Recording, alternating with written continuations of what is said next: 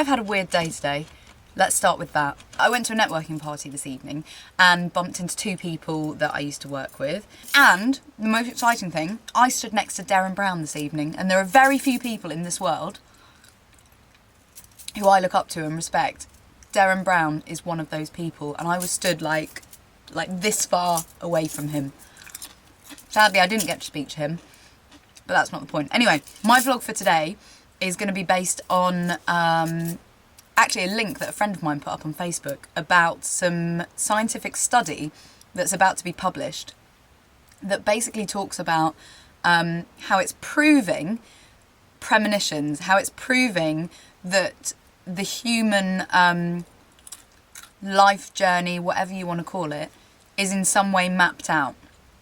And we're going to do a little experiment, okay, to try and prove or deny this research. And I don't know about you, but I kind of like to think there is such a thing as fate. Whether you want to say it's linked to kind of some of the events that have happened to me today or whatever, I don't know. But this was supposed to be a short vlog.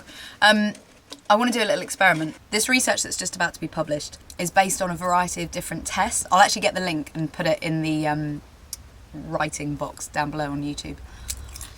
He did a number of experiments with volunteers and sort of reverse engineered the experiment. So I'll give you an example. He had a list of words that he got the volunteers to look at and to study. And then after they'd looked at it, he asked them to recall, say, a set amount of words or as many of those words as they could remember. And then what he did was he showed them a list of words, a random selection of words. And weirdly, and this is the bit that kind of freaks me out, they tended to have chosen the words that were on the list that they were shown afterwards. I'm going to say to you 2 colours, okay? 2 colours. Blue and orange.